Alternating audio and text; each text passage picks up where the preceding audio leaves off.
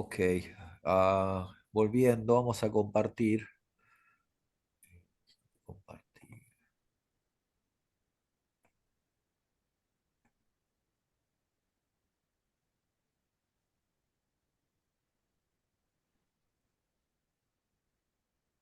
Bueno, teología de la predicación y de la enseñanza cristiana. ¿Ok? ¿Conocen a este pastor? ¿Alguien lo conoce? Um, lo he visto, pero se me olvida su nombre. Eh, Creo ay. que se apellida Jiménez. Sí, sí, sí, Pablo Jiménez. ¿Pablo era? Pablo Jiménez, sí. Reverendo Pablo Jiménez. Muy buen predicador. Bueno, la pregunta es, ¿qué vamos a predicar? ¿No? Entonces, y acá quiero que los predicadores, quizás yo predico, pero no soy predicador. A mí me invitan a predicar y yo predico, pero más, mis prédicas se parecen más a una disertación teológica que a una prédica, ya me lo dijeron. Tendré que sentarme más a ver cómo predica el pastor Armando Isaac. Bueno, Así no sé. ya sabes que soy muy pentecostal yo, brother. Sí, no, yo sé. Ya te he escuchado de la calle a ti gritar. Pero me gusta tus prédicas, pastor. Yo te he visto, ¿te acuerdas? En la iglesia chiquita que teníamos allá. Sí, en Temécula, Sí, sí, sí. sí, sí, sí. Bueno, primeramente el predicador debe saber que la predicación debe ser evangelística. ¿Estamos de acuerdo? Debe estar centrada en predicar a Cristo. No vamos a predicar sobre los hermanos que se portan mal, ni en una persona que no diezmó, ni en una señora que habla mal del pastor. No, no perdamos tiempo en eso. Nosotros no tenemos que centrarnos en las vestimentas de las mujeres, ni siquiera, diría yo, hablar de predicar mucho tiempo sobre el tema del diezmo. Yo pienso que nuestras prédicas tienen que ser evangelísticas. Haya gente nueva o no, porque a nosotros, los evangélicos, tenemos que permanentemente hacer hincapié en quién es nuestro Señor y qué debemos hacer para Él, que es evangelizar y tener la tarea de reconciliar al ser humano con el Señor. Eso es lo que el predicador tiene que instar permanentemente en sus prédicas de manera, sea como la haga, no importa. Ahora, el mundo tiene la redención al alcance por la sangre de Cristo, ¿no? Pero necesita la salvación. ¿A qué me refiero con esto? A ver si están de acuerdo. El Señor Jesús muere en la cruz como el sacrificio perfecto. Por sus sangres nosotros hemos sido perdonados. Ahora, ¿quiénes son salvos según la Biblia?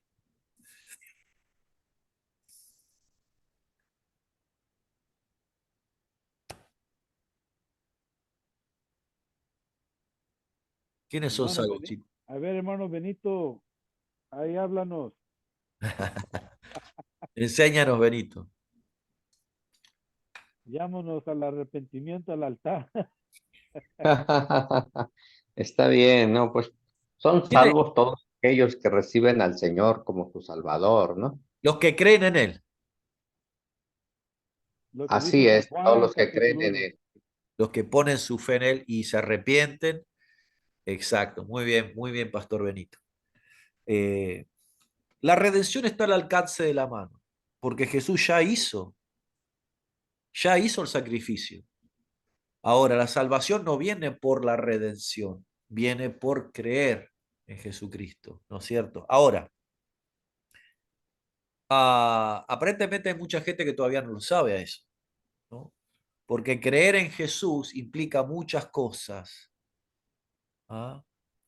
No es solamente prender una vela, no es solamente simplemente decirlo. Creer en Jesús implica muchas otras cosas. Ahora vamos a ver. Ok, la prédica debe salir de la palabra de Dios, sin excepción. ¿Eh? En la Biblia están todos los mensajes que la gente necesita para vivir una vida digna y bendecida, renovada y con esperanza. ¿Ah? También la predicación cristiana tiene la tarea de edificar al pueblo de Dios. ¿Por qué? Porque en nuestro pueblo hay mucha gente que no lee. No es que no lee libros, no lee la Biblia. Una vez en la Jabra yo estaba ayudándole a un pastor y era gente muy pobre la que llegaba y se estaban convirtiendo mucha gente. Y el pastor a mí me puso como maestro de escuela dominical. Y después, poco a poco, me empezó a dar también posibilidades de predicar y de hecho lo hacía. Y entonces yo una de mis prédicas era que todos tenemos que leer la Biblia. O sea, es un deber, es un mandato leer la palabra de Dios. Tenemos que estudiar, escudriñar la palabra de Dios, leer la palabra. Todos los días tenemos que leer la palabra de Dios. El que no hace eso no es de Dios y así yo, ¿no? Bum, bum, bum, bum. Y al terminar mi prédica, me bajo con mi biblita acá y vienen 4 hombres y una mujer. Y me dice, pastor, queríamos decirle que nosotros no leemos la Biblia porque no podemos. Y yo los miré y le digo, ¿por qué no puede? Me dijo, porque no sabemos leer y escribir. Y eran personas grandes. Vamos hablando de gente de entre 50 y 60 años. Entonces, esa es la realidad de nuestra gente. Entonces, por eso yo insto a los pastores, no solamente a armar un ministerio de aprender a enseñarles a leer y escribir, que es lo que debemos hacer, pero nuestra doctrina en el púlpito tiene que florecer, ¿no es cierto? Tiene que tener enseñanza también. No solo son predicadores, sino también enseñar en la prédica. ¿Estamos de acuerdo? Porque un ejemplo que podamos hacer, si uno hace una campaña evangélica y dice, Pablo recibe a Cristo de una manera violenta. Entonces, la persona que nunca leyó la Biblia, que no sabe quién es, está pensando que es el Papa, Pablo VI, va a saber quién piensa que es. O Pablo, un primo, va a saber. Una cosa es predicar así y otra cosa es decir, hubo un hombre el cual era enemigo de Dios. Y el mismo Jesús se le encuentra en el camino y lo doblega. Y esa persona se entrega de corazón. Y ese es el gran apóstol Pablo. Este hombre hizo esto. ¿Entienden? Gastar 10 segundos más en una breve enseñanza, que esos son mensajes que quedan en la mente de la gente.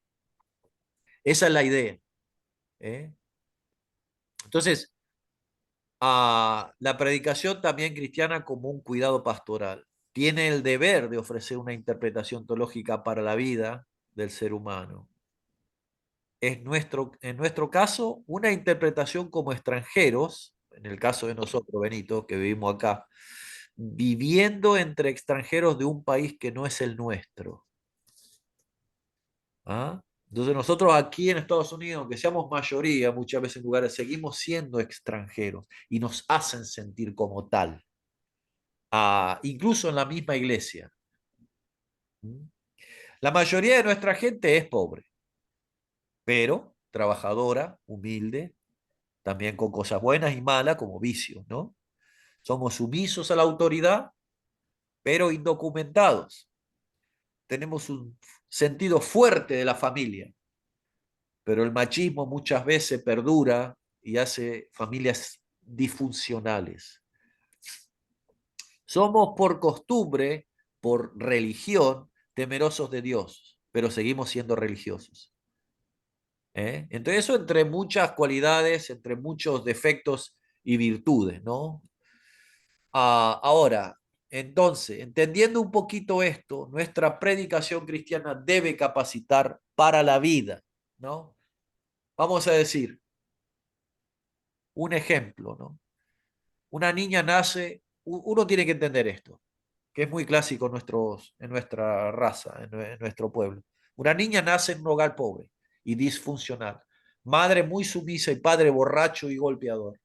Esta niña ya no es tal, sino resulta que un día es una adolescente.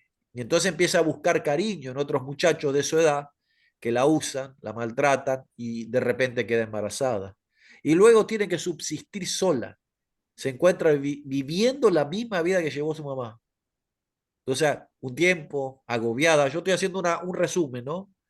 Agobiada de la vida y viviendo con un hombre al que no ama, que es parecido a su padre, un día encuentra una iglesia.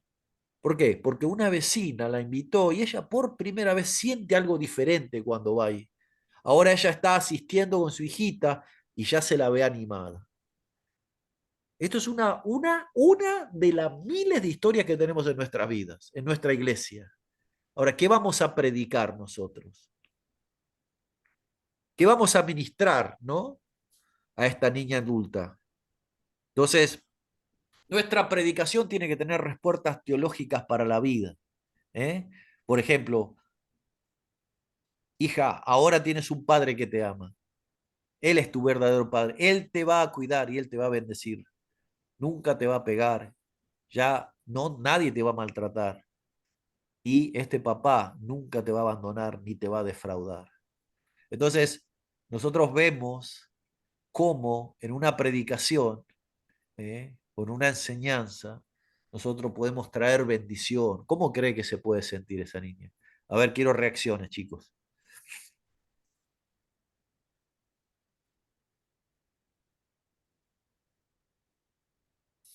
¿Cómo es la pregunta? Vuélvelo a repetir, please. Bueno, la pregunta es, no, simplemente reacciones o qué otros o ejemplos de vida podemos predicar en una iglesia hispana. Porque este es un ejemplo de mucho, Isaac. Sí. Bueno, yo siempre, por lo menos, he oído a mi primer pastor siempre decía que la prédica, más que nada, era para invitar a los nuevos y a la vez alentar a la fe de los nuevos creyentes, ¿verdad? Ya había otras clases especiales para edificación de los que ya tenían más tiempo. Por ejemplo, la escuela dominical. Claro, ok, ok. Entonces, sigamos un poquito adelante. A ver. La predicación cristiana debe tocar temas de la actualidad, ¿no? No debe mirar al costado ante la injusticia social. ¿Estamos de acuerdo? Hay temas que conciernen a nuestra gente. El pastor tiene que conocer los asuntos de la congregación, a las dificultades de sus miembros y debe traer mensaje de ánimo y esperanza, porque ya nosotros los hispanos bastante mal a veces venimos en la semana con malos patrones, con presiones en lo laboral, en la vida. ¿Eh?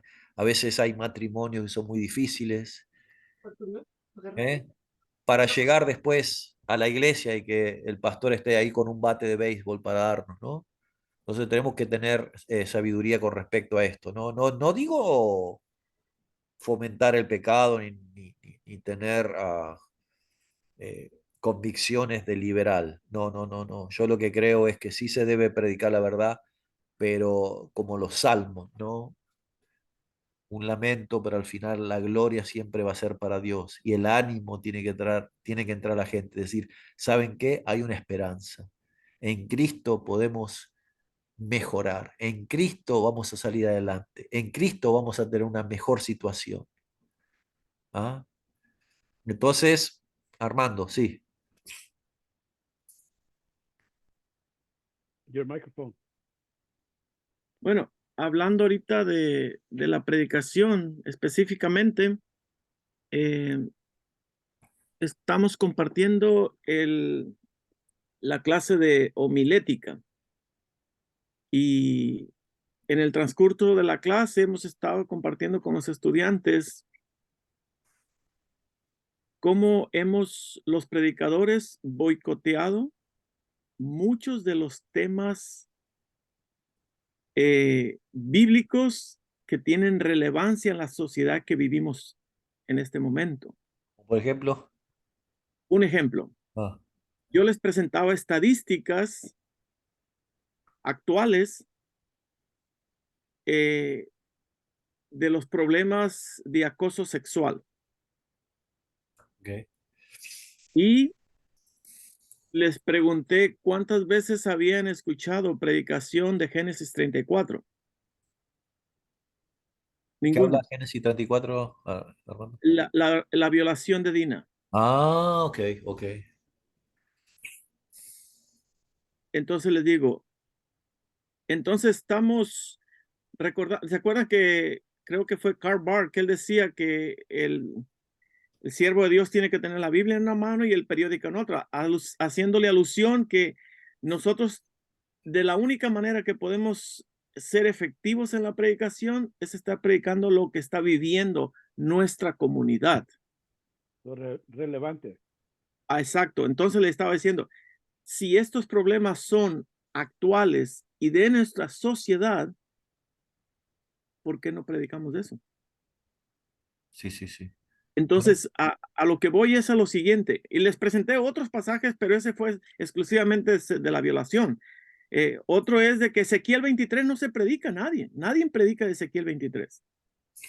Y Ezequiel 23 presenta a dos mujeres, a Olá y a Olivá, dos mujeres que las representa Dios como el reino del norte y el reino del sur, que se corrompieron. Y le digo, en este Ezequiel 23, la palabra clave de todo el capítulo es la palabra prostituta, prostitución, porque la prostitución a veces asumimos que solamente se trata de acostarse con la persona equivocada, pero la prostitución desde el punto bíblico es ir detrás de otro Dios que no es Jehová de los ejércitos. oh, claro. Entonces, le digo, pero seguimos escuchando predicaciones de Juan 3:16, de Timoteo, de Tito y todo, y a veces no es relevante. ¿Por qué? ¿Cuántas personas? Y le digo, ¿cómo puede hacer efecto una predicación de Génesis 34? Pongámoslo en la práctica, en la realidad. De repente hay una familia que pasó por esa experiencia y nunca la ha sanado. O de repente hay una familia que lo está viviendo, una jovencita y nadie lo sabe, ni sus papás. O de repente una persona que está a punto de cometer esa falta. O sea, lo podemos mirar desde varios aspectos y cómo es importante poder traer a colación todos esos temas que son relevantes, pero que el predicador a veces olvida. Mm, sí, totalmente. Y le decía a los compañeros, tenemos que predicar desde Génesis 1:1 hasta Apocalipsis 22:21. Amén, Amén. enteramente. Amén, Sí. gracias, gracias Armando. Ahora yo pienso que a veces las malas prédicas son aquellas prédicas que cuando termina el servicio, uno le pregunta al otro, ¿de qué predicó el pastor? Y se queda, en realidad, bueno, predicó varias cosas, ¿no? Empezó hablando de la familia, después saltó al diezmo y después terminó con el problema en la franja de gas. Entonces, a veces enfocarse también en ciertos temas de la vida va a hacer que nuestras prédicas sean un poquito más enfocadas, ¿no es cierto? Y no tengamos que andar divagando, ¿no? Porque a veces, ah, especialmente me ha pasado en Argentina, ¿no? Que los pastores creen que sin preparación y subirse con una Biblia y que Dios le hable y esa es la manera de predicar, ¿no? Pero yo digo, tiene que ser muy, muy bueno para hacer eso, ¿no? Alguien como Billy Graham por ahí lo puede hacer, Luis Palau o Gigi Ávila, pero no sé si nosotros podemos hacer algo así, ¿no es cierto? Ahora, hay muchos temas, ¿no? Que conciernen a nuestra gente, ¿no? Como leyes de inmigración, por ejemplo, que nos están asustando, lo que está ocurriendo en Florida, ¿no? Y en otros estados.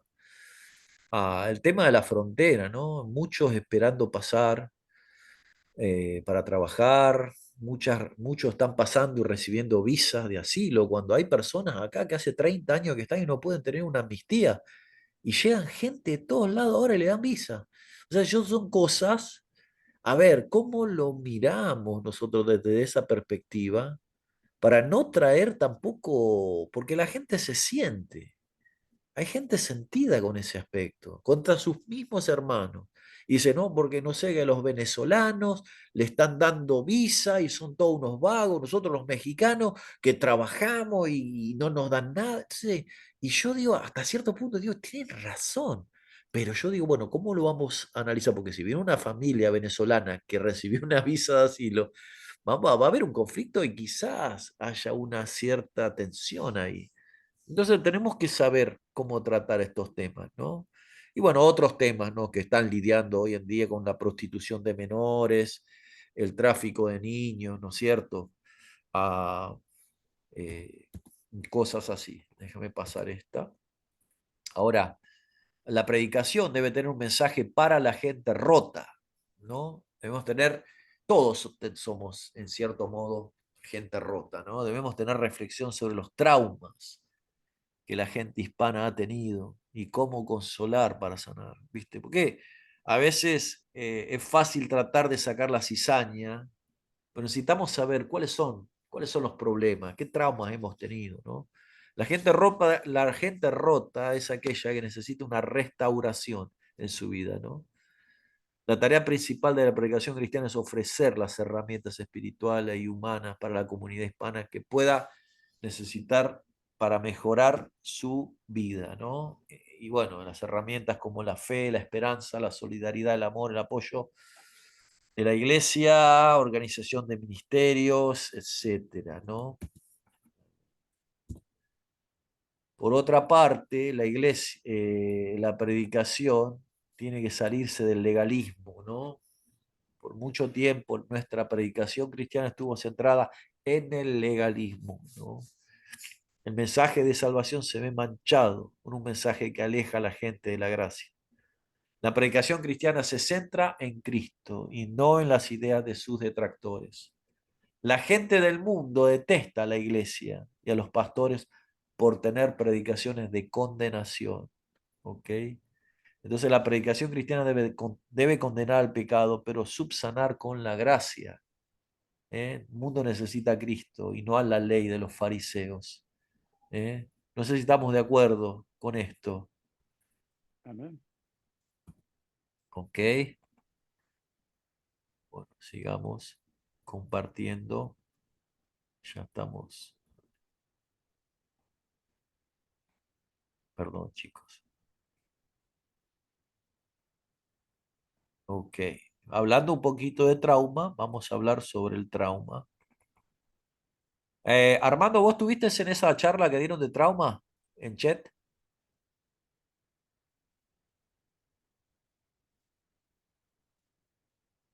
Armando, no, se nos No, no estuve presente esa vez. Ah, bueno. A mí me gustó mucho le llamaron un conversatorio. Y vino una doctora bilingüe de Fuller, de la escuela de psicología. No recuerdo su nombre, pero si los quieren se los debo. Entonces trajo el tema del trauma, ¿no? Y o sea, principalmente porque ¿cómo se dice? Esta fundación le da dinero para que ella haga investigaciones sobre este tema, ¿no? El 75% de los inmigrantes de Latinoamérica reportan historias de trauma. O sea que tenemos que tener estas encuestas, ¿no? En cuenta. No sé si, no sé si ustedes tienen sus traumas, yo tengo los míos, ¿ok? Entonces mis traumas a veces me juegan en contra, pero yo siempre le pido a Dios superarme, ¿no? A veces me encuentro manejando la camioneta y llorando por cosas que pasaron hace muchos años. Traumas. Y la vida sigue dando a veces cachetazos. Trauma, ¿qué es un trauma? Vamos a analizarlo, ¿no? Traumas individuales, el resultado de un evento, una serie de eventos o un conjunto de circunstancias que son experimentadas por una persona de forma emocional, física, que han puesto en peligro su vida y que dejan efectos duraderos por siempre en la funcionalidad de la persona, afectando su bienestar mental, físico, social, emocional y espiritual. Esa es la,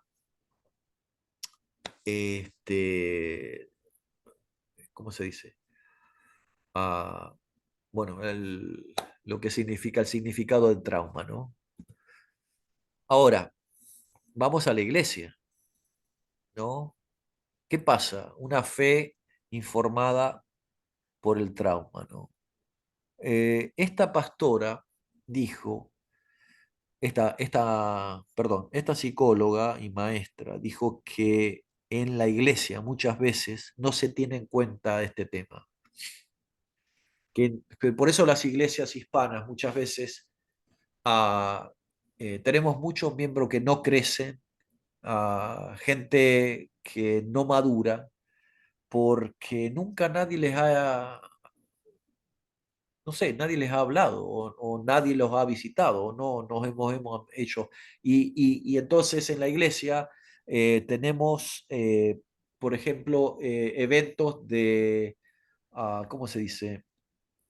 Por ejemplo, de testimonios. ¿Y cómo son los testimonios que vienen a la iglesia? Cuéntenme. ¿Son malos o buenos?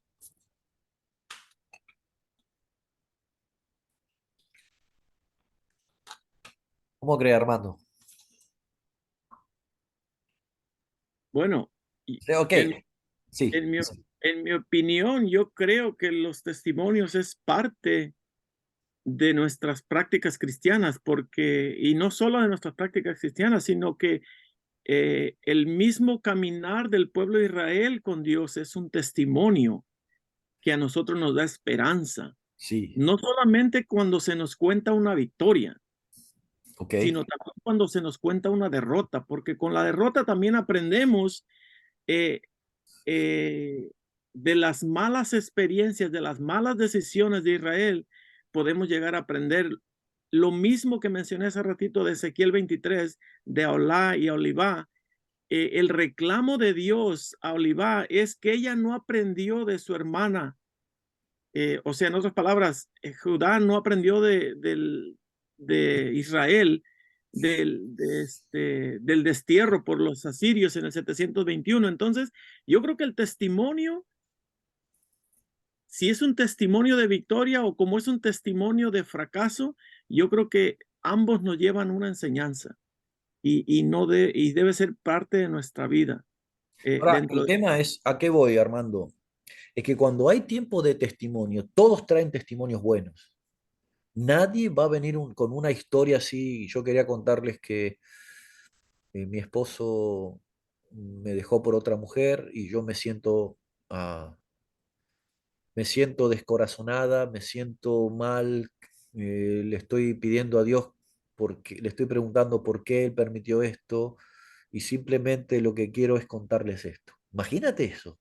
Se va a decir, qué testimonio malo, hermana, ¿en qué está? Usted está en pecado, seguro que usted algo.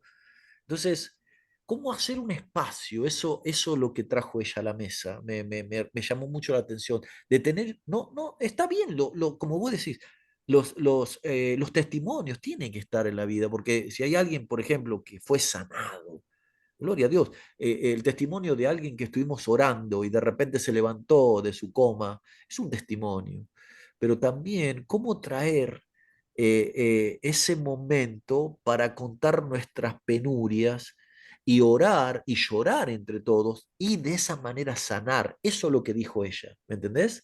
O sea, hacer de vez en cuando un tiempo, un espacio para el lamento, ¿no? Entonces, ah, ¿por qué? Las crisis que afectan a nuestra comunidad latina en los Estados Unidos. Bueno, hay muchas historias de vida, ¿no? Muchas cicatrices de una infancia, de una disfunción familiar, cosas que no se pueden sanar, ¿no? Un abuso sexual, de repente ver una niña cuando su padre borracho golpeaba a su madre, y son cosas que quedan en la vista, en la mente de la persona. Yo conocí a una chica ah, que cuando ella se cruzó la frontera, el coyote la entregó a un prostíbulo, pero no un prostíbulo ni siquiera que tenía un cartel, era un lugar donde iban los hombres a tener sexo y ella estuvo atrapada ahí por 15 días, dice, y hasta que se pudo escapar. Entonces, y esa chica era cristiana, gente. Entonces son cosas que por haber una frontera, por decirlo así, ¿no? Y la chica venía escapando, obviamente, de la pobreza, queriendo acá superarse, ¿no?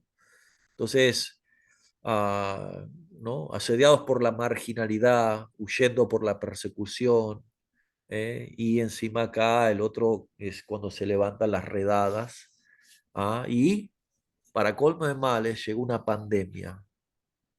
Entonces, mucha gente ha muerto por esto, ¿no? Eh, Pastores han sido seriamente dañados porque mucha de las congregaciones ya no volvieron, mucha gente se le murió, mucha familia. Entonces, eso trajo también, ¿no es cierto? Otra cosa, la crisis del control migratorio, ¿no? Y yo estoy exponiendo lo que ya expuso. 11 millones de inmigrantes sin autorización, de los cuales unos 4 millones son padres de niños menores de 18 años. La iglesia tiene que entender esto. Hay 87.351 padres de niños ciudadanos fueron deportados entre el 2015 y el 2017. A más de 10.000 padres de ciudadanos estadounidenses son detenidos cada año en California. Entonces, a ver, estadística de lo que ocurre aquí, ¿no es cierto? Bueno, tema de pandemia también, salud pública, fallecidos, niños latinos y así, ¿no? Ahora, que reconocer los líderes, debemos reconocer los síntomas, los signos y los síntomas de los traumas en sí mismos y en sus congregaciones.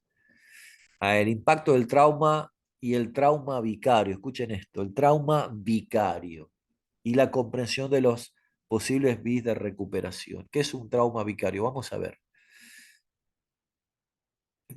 Especialmente los pastores, y esto es lo que sufren, lo que ella explicaba, ah, los psicólogos, el trauma vicario, cuando tratan mucho tiempo con gente traumada, empieza a ser afectado el consejero, el psicólogo. Y en este caso tenemos que tener en cuenta nosotros los pastores, al ser también somos gente que tratamos con gente con trauma, ¿no?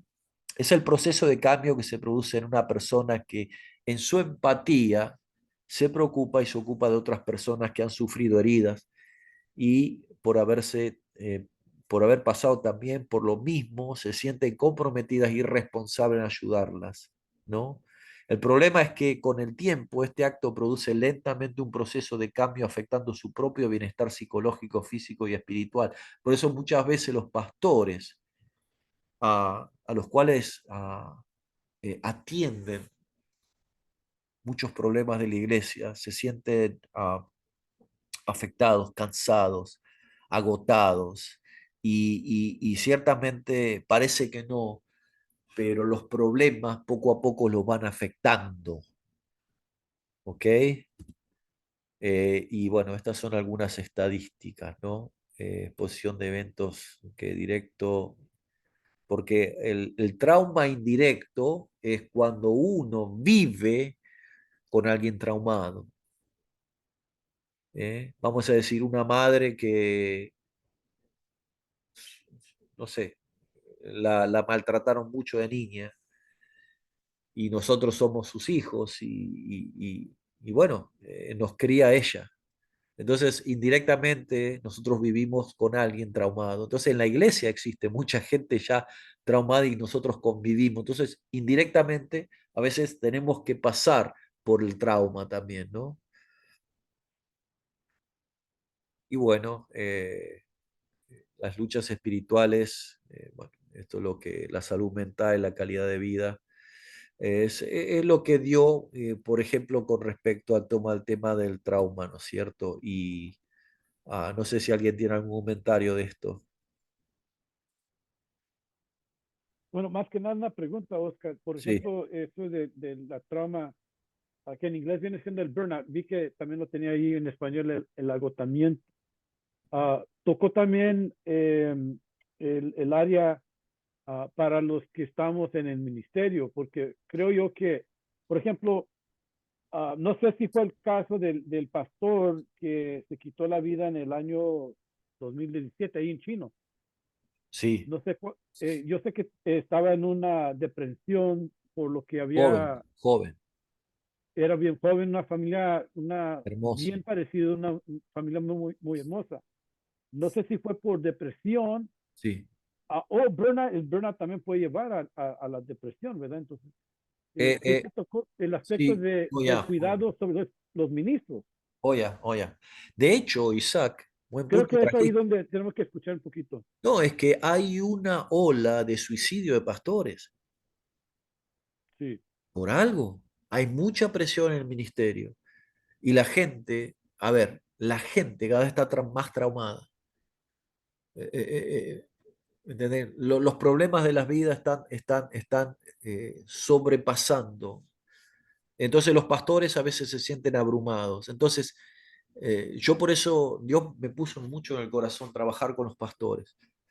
Ah, los pastores tienen que salir de ser ese pastor hácelo todo. Tiene que tener un equipo pastoral firme, un grupo de gente que lo apoye, que apoye la visión, que apoye la visión que Dios le dio a él. ¿Eh? Que un grupo que lo defienda, un grupo que lo ayude, que él pueda delegar, que él pueda estar tranquilo. Entonces, eso es lo que yo creo que traería paz en su propia vida. Me parece que estar enfrente de una iglesia, los pastores se sienten tan comprometidos con la obra que no tienen el tiempo de armar un grupo en serio y hasta ciertamente por traumas que han pasado en la iglesia de divisiones, no quieren mucho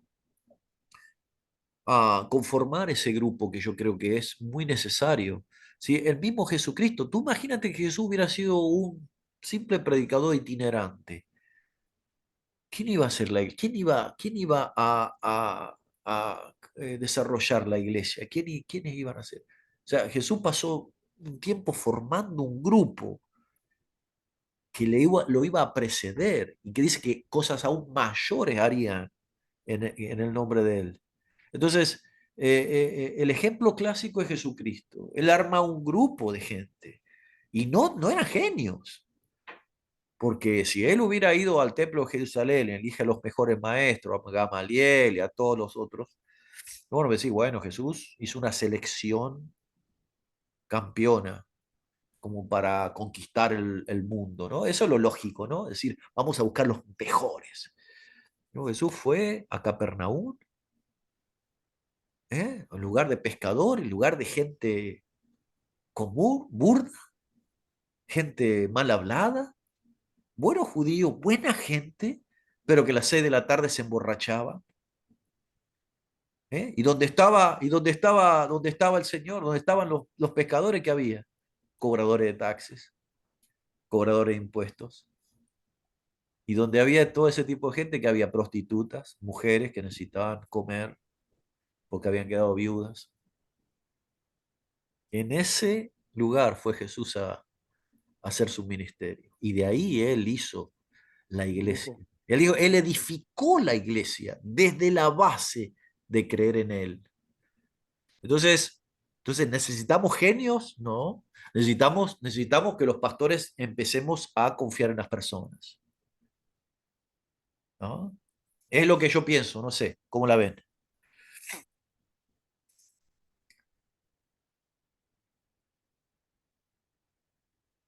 Ok, Celia, es bueno tener amigos pastores para no estar sola. Sí, es verdad.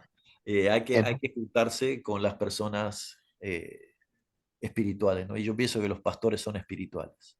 En este apartado, hermano, en el asunto de los negocios, nos damos cuenta que las empresas americanas, estadounidenses, tienen un gran desarrollo.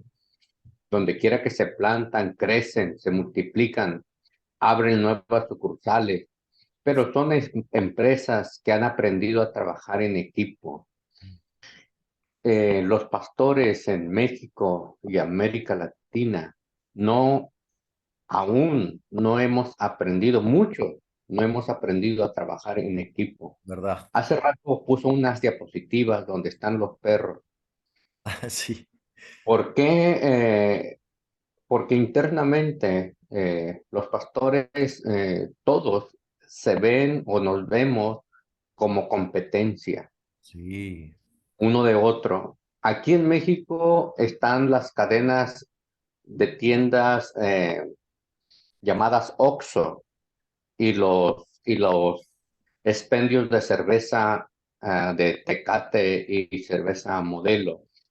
Y esos dos negocios o cerveceras en particular, ellos están juntos, uno del otro, la Tecate y la Modelo están juntas, las dos cervecerías sí. tienen sus expendios.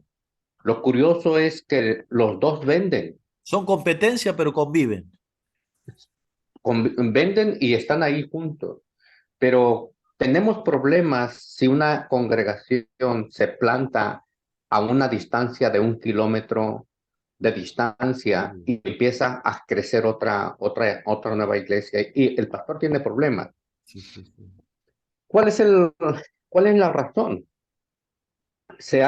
Uno de los estudios sociológicos que se ha hecho es que a mayor cantidad de iglesias en la misma zona, se dice que hay mayor sensibilidad espiritual. ¿Sí? La gente se va a convertir, se va a acercar a una iglesia, pero los pastores tienen que estar en plena armonía y en pleno acuerdo de que las iglesias son lugares precisamente para que la gente llegue allí y que ninguna iglesia es competencia de la otra. Mi ma- Entonces, aquí en esta ciudad donde yo radico, estos problemas los tenemos. sí. Los tenemos en ese apartado de que las iglesias se ven como competencia. ¿No? Y esa es una razón por la que no hay crecimiento en las iglesias. No hay expansión de nuevas obras, de establecer nuevos centros de predicación. Sí, sí, sí. Eh, Aquí en la ciudad, solamente hablando de las asambleas de Dios, solamente hay 4 iglesias de las asambleas de Dios y cada una de ellas máximo ha de tener 50 personas, cada una de ellas. Tenemos una población de más de 300,000 habitantes más o menos. Hay otras iglesias, ¿no? Hay otras más congregaciones de otros grupos, pero estamos hablando de este grupo en particular. Sin Sí, embargo, en la comunidad rural, la iglesia está creciendo, mira. se está multiplicando, más en la comunidad rural, pero en la ciudad no. ¿Sí? ¿Por qué razón? Por lo mismo, porque Convicción. ese fenómeno de rivalidad Mm, entre los pastores, no hay ese grado de amistad. ¿Sí? es verdad, es verdad. No la hay. La amistad no se da, la amistad se cultiva. ¿Sí? La amistad se cultiva y los pastores que hoy están solos es por eso, porque no han podido hacer eso de aprender a cultivar la amistad de otras personas. Bueno, y sería buen punto, pastor, para hacer un encuentro de reflexión, ¿no? Quizá de pastores y líderes, porque la idea no es competir, la idea no es robarse ovejas, la idea es predicar a Cristo y servir a la comunidad. Lo podemos hacer entre todos, juntarnos una vez al año, hacer un gran festival, predicar los 4 pastores, ayudar a la gente, llevar comida, llevar y la gente va a decir, yo quiero pertenecer a este grupo. Y decís, ¿y de dónde eres tú? Yo soy vamos a decir, del barrio tal. Ah, ese, ¿sabés que le corresponde al pastor Benito? Vení, vení, yo conozco a alguien. Ey, anotalo, ella vive cerca de tu casa, de la iglesia. Y así tendría que ser. Pero eso se tiene que formar de una manera de que los líderes tengan, digamos, esa intención de ser un de ejemplo, trabajar. ¿cierto? Es lo que creo yo, no sé. Por eso, para eso sirven estas clases, ¿no? Para pensar en otras cosas que a veces no, pensamos que no es así, ¿no es cierto? Bueno, voy a poner la última, que es muy larga y no creo que la terminemos, pero igual les voy a dejar acá, a ver, ya pusimos el de trauma, no la abrí todavía. Eh,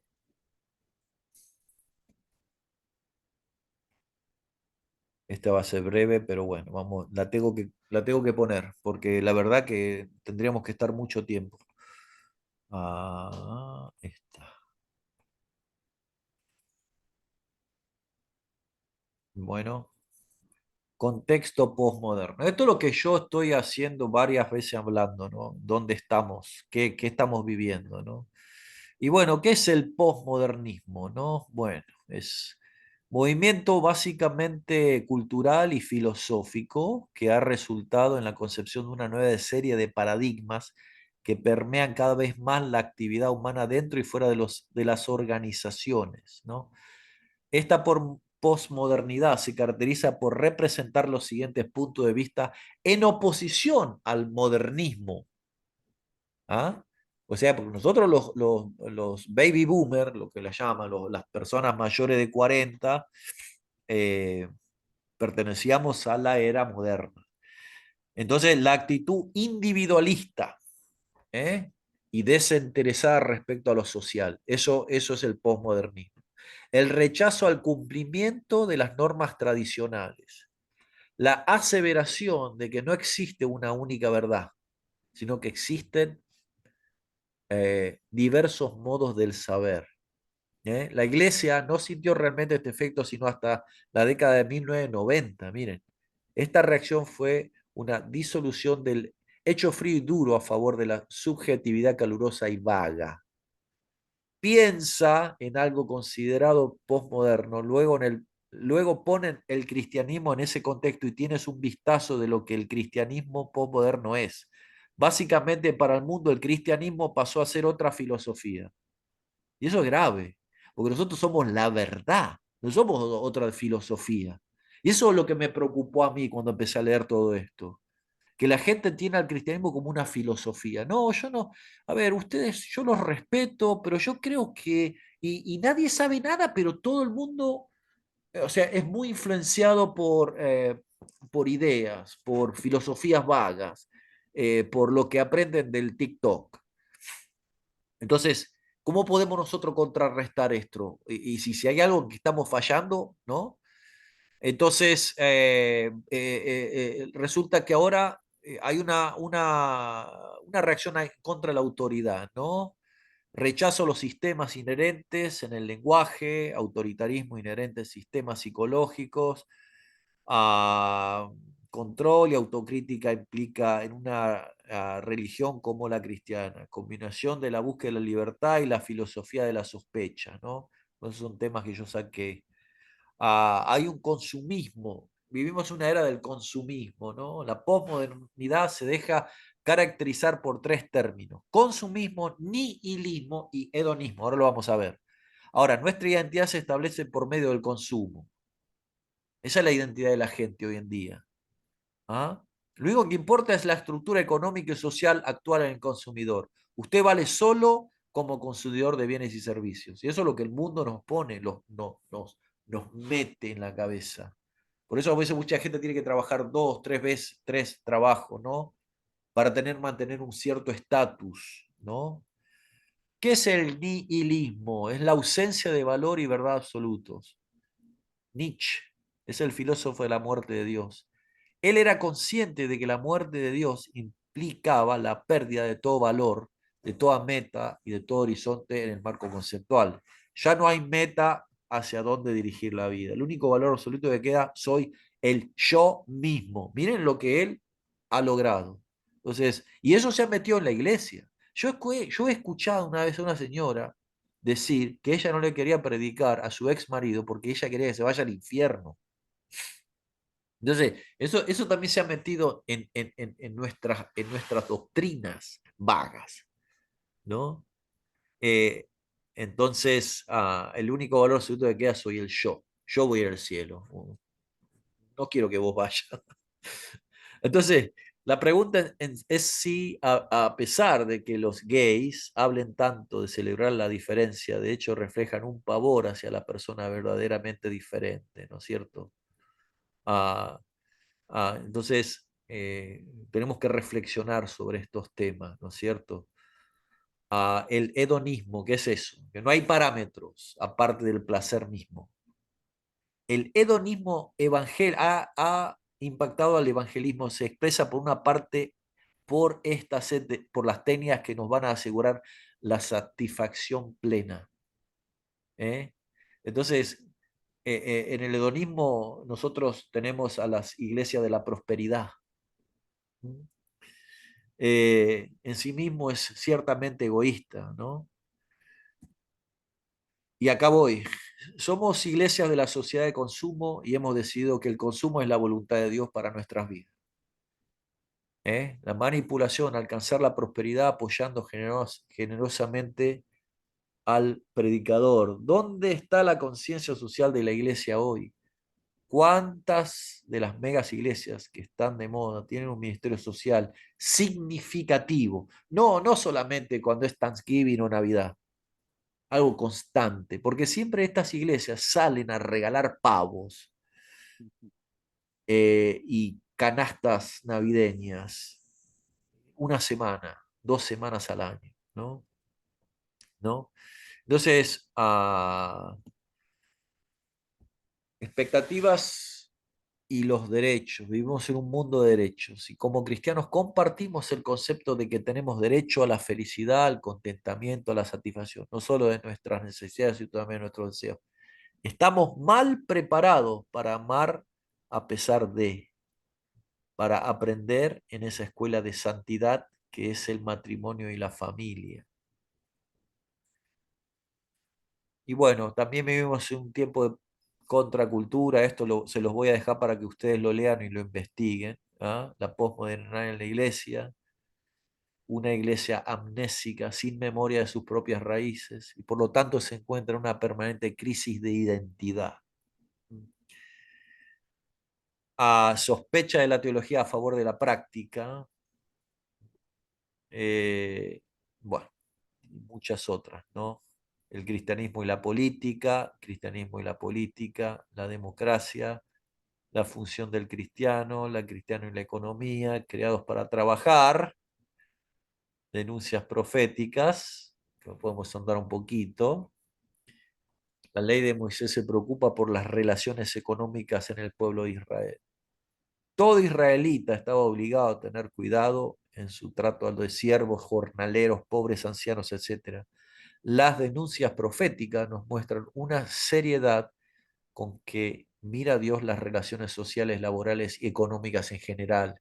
Acuérdese que los profetas eran la voz de Dios. El Antiguo Testamento denuncia la opresión y la explotación, rechaza el orgullo de los ricos y de los pudientes, y rechaza toda piedad y práctica religiosa que no va acompañada de una justicia social ejemplar. Entonces tenemos que mirar la Biblia, tenemos que analizarla en este contexto también, ¿no es cierto? Ok, bueno. Y bueno, tengo más puntos ahí que le puse, chicos, pero ok, y voy a cerrar con esto. Una teología prestada. Durante décadas en América Latina se predicó una teología que se importaba de los Estados Unidos y Europa. Los misioneros abandonaron el uso de la fuerza física para llevar a la conversión, pero sus métodos continuaron violentamente las culturas a las que se llegaban. Aunque la Biblia fue entregada a miles de comunidades, tribus, naciones nuevas en los campos misioneros, la forma de leer la Biblia comunicada por los misioneros estaba sumamente comisionada por su propia cultura. ¿Estamos de acuerdo con eso? Sí, ¿Ah? sí. ¿No es Eso cierto? sí me parece mucho a lo que el hermano doctor Juan Martínez en su libro Caminando entre el Pueblo. De hecho, creo que las primeras páginas de su libro empieza a hablar sobre que los misioneros americanos, cuando hablaban de hacer misiones con los mexicanos, porque estamos hablando a principios de los 1900, veían a Guatemala, Honduras, El Salvador, todo era mexicano para ellos.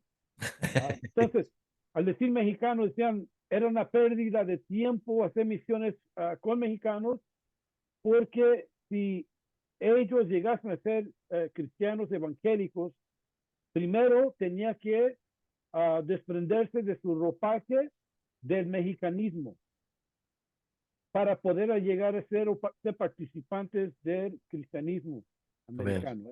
Eran los contextos que querían imponer la cultura. Entonces, pudiésemos hablar ahí de colonizar la teología euroamericana. Si hemos, Sí, sí, sí. es ahí lo que está hablando esto. Sí, sí, sí, totalmente, totalmente. Es muy bueno ese libro que me estás diciendo. Sí, Entonces, me prestemos metió un en poco. problemas ese libro, brother. ¿Cómo? Me metió en problemas en la iglesia del Este de Los Ángeles. Ah, ya sé, ya sé. Ese fue el que empezó con la iglesia ahí, brother. Porque, Dice, mira, si me permite rápidamente, claro, claro. es que el pastor anterior estaba diciendo que los que no tenían papeles, si viniese el rapto, no iban al cielo y si se muriesen, iban a ir al infierno. Tremendo.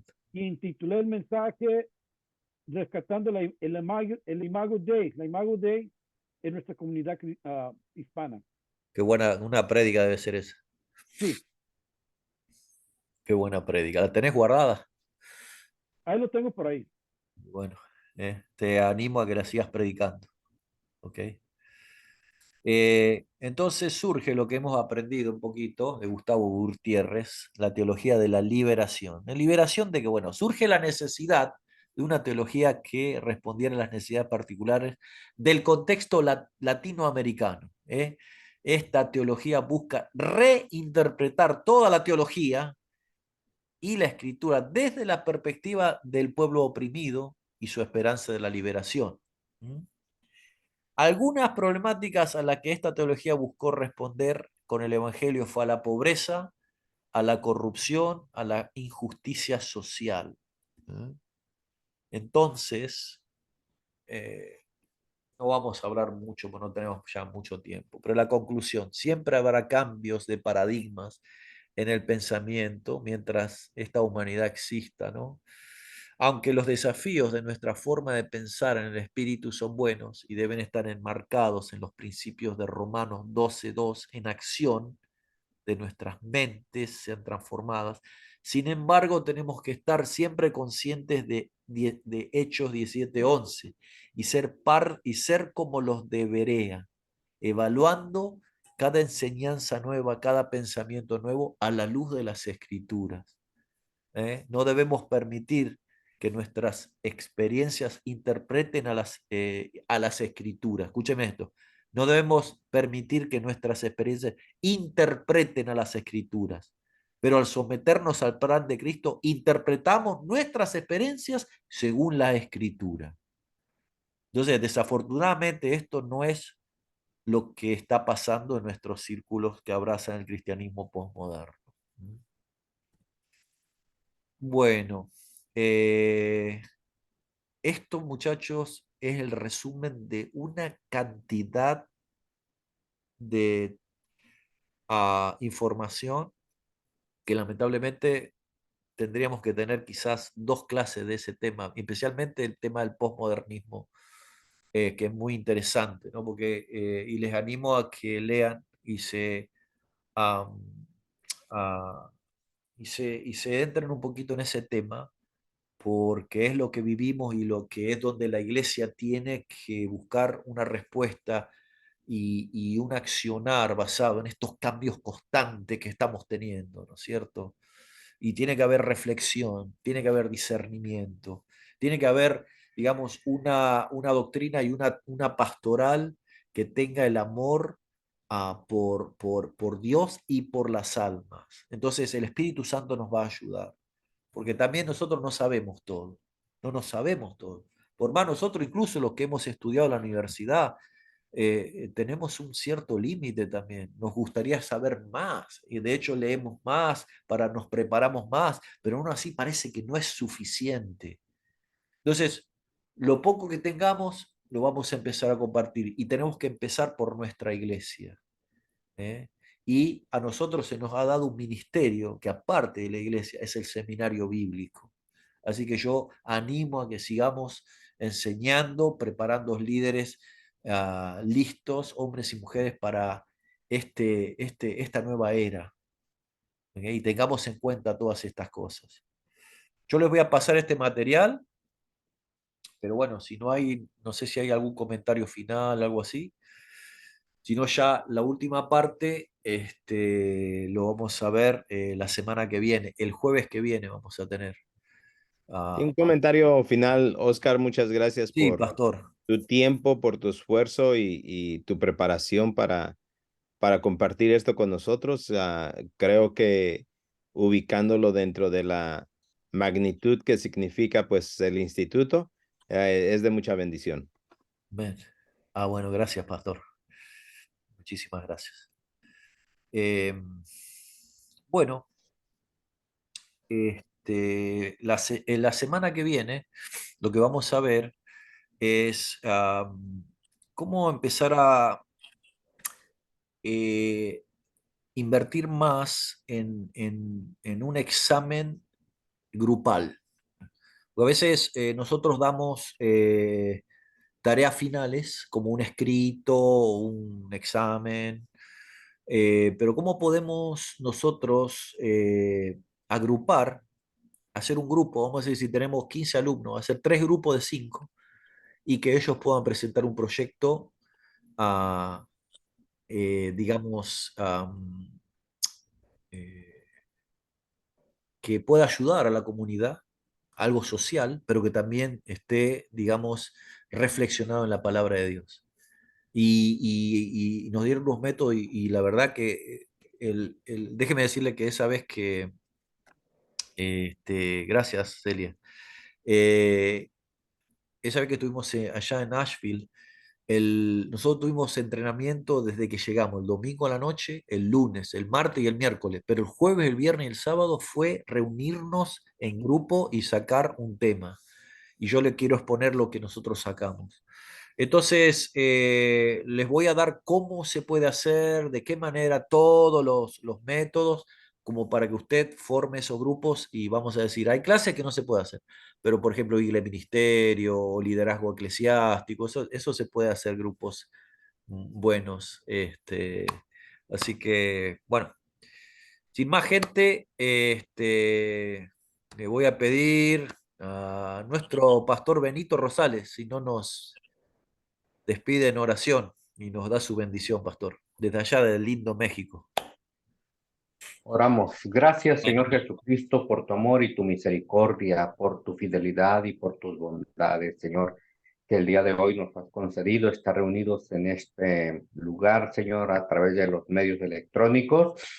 Rogamos que bendigas la vida de cada participante, que le corones de favores y de tus misericordias y que nunca falte tu amor, Señor, en nuestras vidas. En esta noche, gracias, Señor, por tus misericordias, en el nombre de Jesús.